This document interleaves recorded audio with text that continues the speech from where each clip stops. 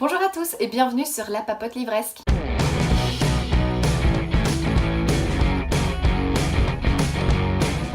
La vidéo du jour est consacrée à un update lecture, il faut que je rattrape mon retard, donc ça y est, je mets la vitesse supérieure. Et aujourd'hui, je vais vous parler de 3 lectures. Alors, il y a eu une super lecture, une bonne lecture, et une lecture, ouais quoi.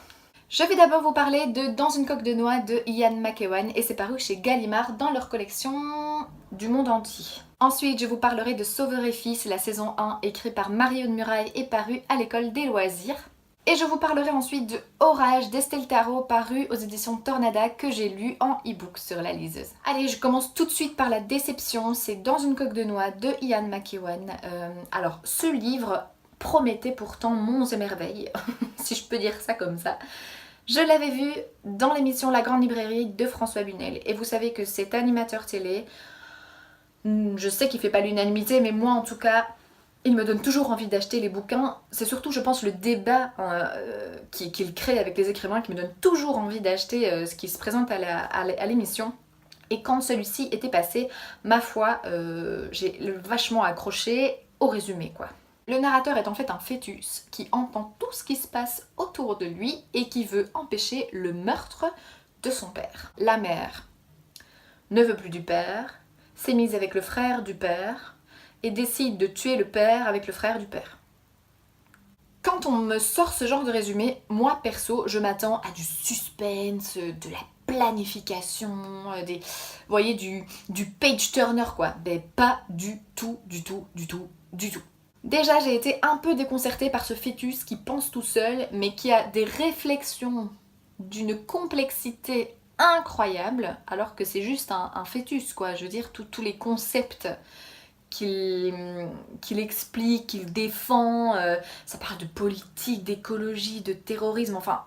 Voilà, c'est assez aberrant. Alors même si je mets de côté mon esprit hyper cartésien, pour le coup, c'était quand même un peu bizarre. Mais bon, une fois que ça s'est passé, je veux dire, en soi, l'intrigue est pas mal. J'ai pas du tout accroché au personnage. Je veux dire, Trudy, qui est la maman, c'est un peu un personnage...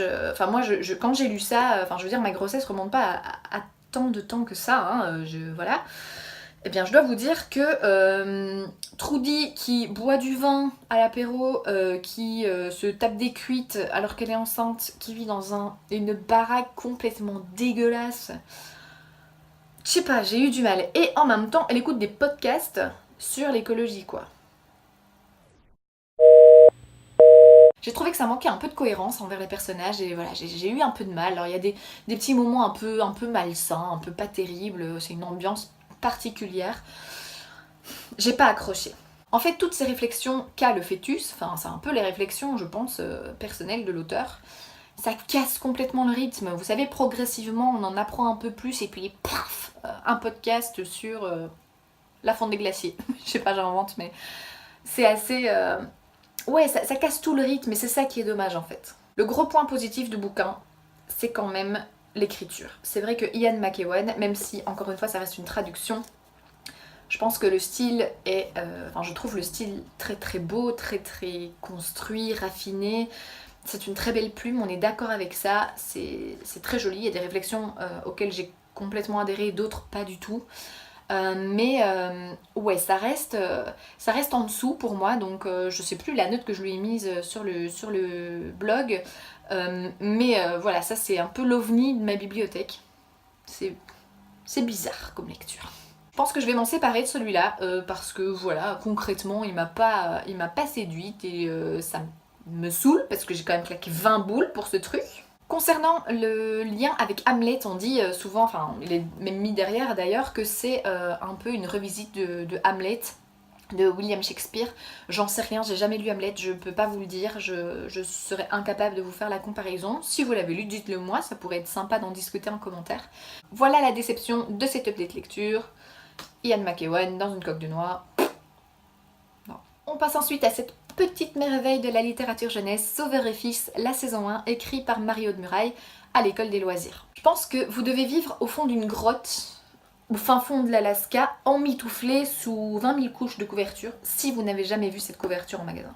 C'est-à-dire que ça, là, C'est d'une telle mignonnerie, mais genre high level quoi, tu vois, que tu peux pas ne pas t'intéresser à ce bouquin quand tu passes devant. Sauveur est en fait un psychologue clinicien, un grand black baraqué assez charmant apparemment, qui vit en France avec un petit garçon qui s'appelle Lazare, son petit garçon. La maman de Lazare est décédée quand il était petit et donc Sauveur, ben, c'est un peu ce récit, c'est la vie de Sauveur et c'est la vie de ses petites patients qu'il reçoit en cabinet de consultation. Ce que je trouve absolument génial avec ce bouquin, c'est que on a l'opportunité d'être une toute petite souris et d'assister à des séances de psychothérapie. Et ça, je trouve ça juste génial. Le statut des psys, encore à l'heure actuelle, je trouve, est assez méconnu. On a souvent peur d'aller chez le psy, on a souvent peur d'envoyer ses enfants faire une thérapie, alors que pourtant, c'est tellement important. Leur boulot est tellement, mais tellement important que je trouve que rien que pour ça, tout le monde devrait lire Sauveur et Fils. La majorité des patients que Sauveur suit sont des enfants, mais pas que, hein. Il y a d'autres cas aussi. Il y a un peu de thérapie familiale, un peu. Il y a le côté un peu urgence du travail d'un psy, avec des situations dramatiques. On passe de sujets tels que la scarification, donc le fait de se blesser et de se faire des cicatrices sur la peau, à une phobie scolaire, on passe à l'énurésie, donc le fameux pipi au lit qui revient un peu plus tard. Enfin voilà, donc c'est assez vaste comme sujet, mais c'est absolument génialissime. On pourrait croire comme ça que c'est un peu bateau, suivre des patients qui font leur psychothérapie, mais à côté de ça, il y a Sauveur qui a aussi sa vie, hein, c'est un être humain ce gars, et qui doit aussi faire en sorte de tenir bon dans son rôle de père solitaire, enfin voilà, c'est assez complet comme histoire, et moi j'ai adoré l'écriture. C'est-à-dire que les sujets sont absolument forts et dramatique pour la majorité d'entre eux, mais qu'est-ce qu'on se marre quoi.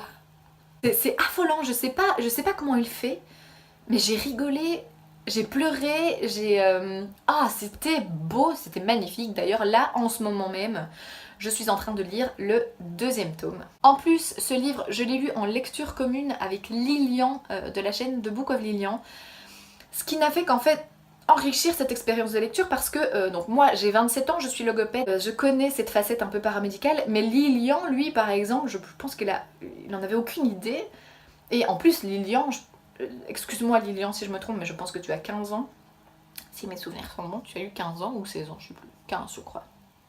Du coup c'était assez sympa d'avoir sa vision à lui, puisque du coup on est hyper différents sur ce coup-là. Et lui aussi a trouvé que c'était une lecture doudou malgré tout, alors que c'était hyper... Enfin voilà, on avait hâte en fait de retourner dans cette lecture. Et le 2e tome que je suis en train de lire pour le moment, je le fais encore une fois en lecture commune avec Lilian, et donc voilà, moi je trouve ça génial. Autre gros point fort de ce livre, c'est le découpage. C'est pas des chapitres, c'est des semaines. Genre, Sauveur ouvre son agenda du samedi 2 au 8 février 2015. C'est trop bien, on a l'impression même de rentrer dans l'agenda du psy quoi.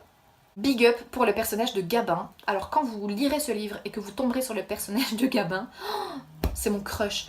C'est un ado, mais vous savez, qui va plus à l'école, qui n'a rien à claquer, qui passe ses nuits sur World of Warcraft, un truc du genre, moi je m'y connais pas. Enfin voilà, le stéréotype de l'adolescent qui glande quoi, vous voyez. Mais alors les dialogues sont d'un régal, mais c'est absolument fantastique. Franchement j'adore Gabin. Franchement si vous connaissez pas Sauveur et Fils, mais je sais pas ce que vous attendez, rien que ce petit cochon d'Inde là, c'est... Alors le lien avec la couverture, bah ça vous le découvrirez vous-même quand vous lirez le livre, je vais pas vous le dire. Voyons.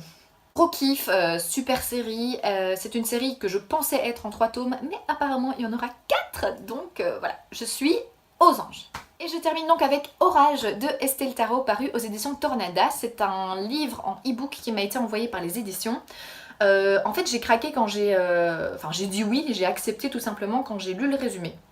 Ça promettait être un thriller avec des secrets de famille, des secrets, des potins dans les villages, ce genre de trucs quoi. Donc voilà, ça me tentait bien. Et en effet, c'était une excellente lecture. On suit en fait Béatrice et sa fille Célia. Donc Béatrice, elle a été maman assez jeune, sa fille a 16 ans, mais elle, c'est une jeune maman. Je pense qu'elle a eu sa fille à la fin de l'adolescence, donc elle a eu vraiment, elle a été maman très tôt et elle enchaîne déboires amoureux sur déboires amoureux et elle décide de tout plaquer, de recommencer ailleurs. Elle a une super opportunité, on lui offre une place de comptable dans un patelin et en plus la maison est mise à disposition de Béatrice et de Célia. Donc c'est génial. Elles arrivent dans ce patelin et la première chose qu'on leur dit, en gros, à part les bienvenus, etc., c'est dégagez d'ici, vous n'êtes pas les bienvenus. Sympa l'accueil. Donc Béatrice, elle se pose un peu la question de se dire mais enfin, qu'est-ce qui se passe ici? Elle décide donc de mener l'enquête, mais un petit peu chacune de leur côté. C'est un peu dommage parce que je pense que si elles avaient réuni leurs indices, peut-être que le livre aurait duré 100 pages seulement. C'est une courte histoire, mais franchement, c'est assez bien. Si vous aimez les mensonges, les mystères, les maisons où il s'est passé un truc, mais on sait pas quoi, les cachotteries, Alors, on fait des bonds dans le passé aussi. Le récit est construit avec plusieurs flashbacks qui sont vraiment, vraiment bien menés. Et ces flashbacks, en fait, ils se réalisent en fait dans la lecture d'un ancien journal que Célia trouve dans la maison. Vous imaginez bien le truc. Vous trouvez un carnet vieux d'il y a je ne sais pas combien d'années, genre 100 ans je crois, un truc du genre. Mais et vous retombez et vous lisez en fait l'histoire de ce patelin, mais ça doit être génial quoi. 2-3 trucs qui ont fait que ma lecture n'était pas non plus un coup de cœur, c'était une très bonne lecture, mais notamment les dialogues. C'est-à-dire que Béatrice a cette façon de parler qui fait Jones des années 90 quoi. T'as vu, j'ai dit 90. Mais il y a des Belges qui me regardent, donc je vais dire 90. Vous savez, le parler un peu wesh, je suis Jones, tu vois, comme je viens de faire maintenant. ça j'aime pas. C'était pas très... voilà. Le début met un peu de temps à se mettre en place, mais une fois que c'est là, c'est un régal. Franchement, vous ne pouvez pas vous arrêter. Il faut un petit moment, le temps qu'on découvre qui est Béatrice, qui est Célia, quel est ce patelin. Je pense que le patelin s'appelle Sauveur. Hasard complet. C'est vraiment... Ouais, c'est une chouette lecture. Moi, j'ai bien aimé. Le style n'a absolument rien d'exceptionnel, mais ça se laisse lire complètement. Donc, ouais, je vous le conseille, vraiment. Et d'ailleurs, les éditions Tournada m'ont envoyé le deuxième roman de cette autrice, d'Estelle Tarot, qui s'appelle L'Impasse. Et qui est aussi un très court roman et qui doit... un peu dans le même genre aussi, avec des mystères, etc. Et donc ça, ben voilà, ça me tente assez bien. Et voilà, c'est déjà fini pour cette update lecture. Vous voyez donc une petite déception, mais sinon grosso modo c'était quand même des lectures assez sympas. J'espère que je vous ai donné des idées pour vos prochaines lectures.